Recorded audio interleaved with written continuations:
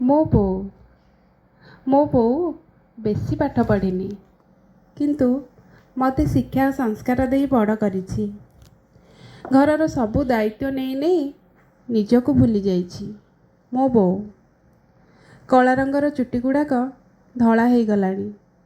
ବୟସ ଅନୁସାରେ ରୋଗ ଗୁଡ଼ିକ ମାଡ଼ି ବସିଲାଣି। ଚାଲିବା ମଧ୍ୟ କଷ୍ଟ। ତଥାପି ସେ କହେ, ମୋର କିଛି ହେଉନି, ମୁଁ ଭଲ ଅଛି।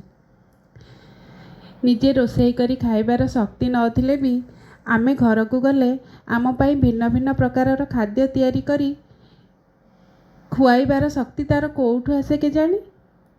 ମୋ ପିଲାବେଳେ ମୋ ବୋଉ ମୋତେ କେତେ ଆକଟ କରୁଥିଲା, ଏଇଟା କର ସେଇଟା କର, ଏମିତି କେତେ କ'ଣ।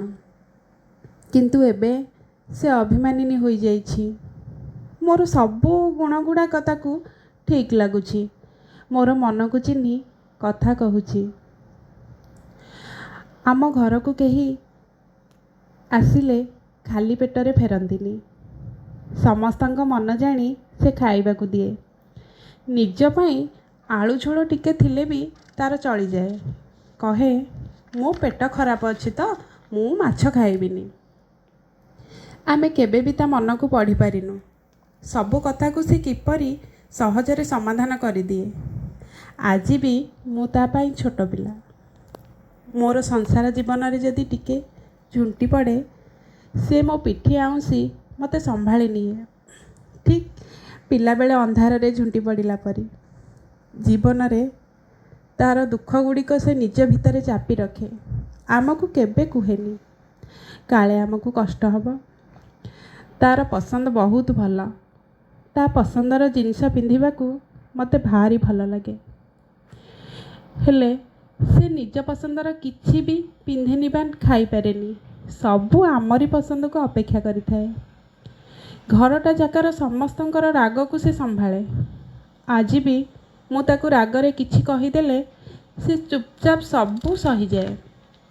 ଆଖିରେ ଆଖିଏ ଲୁହକୁ ଧରି, ଛାତିରେ ଛାତିଏ କୋହକୁ ଜାବୁଡ଼ି ଧରି ସମସ୍ତଙ୍କୁ ଦେଖେଇବା ପାଇଁ ଉପରେ ସବୁବେଳେ ହସୁଥାଏ। ମୋ ବୋଉ ମୋ ପେଟର ଭୋକ ଜାଣିପାରେ।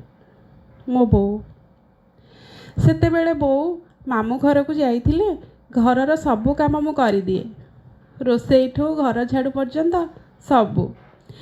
ସେ ଘରେ ପହଞ୍ଚିବା ମାତ୍ରେ ମୋର ଶକ୍ତି ସବୁ ଯେମିତି ହୀନ ହୋଇଯାଏ। ଆଜି ବି ବୋଉ ଆମ ଘରକୁ ବୁଲିବାକୁ ଆସିଲେ ଘରଟା ଯାକର କାମ କରିଦିଏ। ମୁଁ ପିଲାବେଳ ପରି ଶକ୍ତିହୀନ ହୋଇଯାଏ। ମୁଁ ଘର ସମ୍ଭାଳୁଥିବା ଗୋଟିଏ ସ୍ତ୍ରୀ, ବୋହୂ ଓ ମା। ତଥାପି ମୋ ବୋଉ ଆଗରେ ମୁଁ ଛୋଟ ପିଲା। ଆଜି ମୋ ବୋଉର ଦାୟିତ୍ୱ ଆହୁରି ବଢ଼ିଯାଇଛି। ନିଜର ଦାୟିତ୍ୱ ସହ ସେ ବାପାଙ୍କର ସବୁ ଦାୟିତ୍ୱ ନେଉଛି। ସାରା ଜୀବନ ଆମର ସବୁ ଦାୟିତ୍ୱ ନେଇ ନେଇ ସେ ଥକି ପଡ଼ିଲାଣି। ତଥାପି ତା'ର କିଛି ଅଭିଯୋଗ ନାହିଁ। ଆମେ ନିଜ ନିଜ ପରିବାର ନେଇ ତା'ଠାରୁ ଦୂରରେ। ତଥାପି ସେ ଆମ ପାଇଁ ଆଜି ବି ଠାକୁରଙ୍କ ପାଖରେ ଦୀପ ଜାଳେ।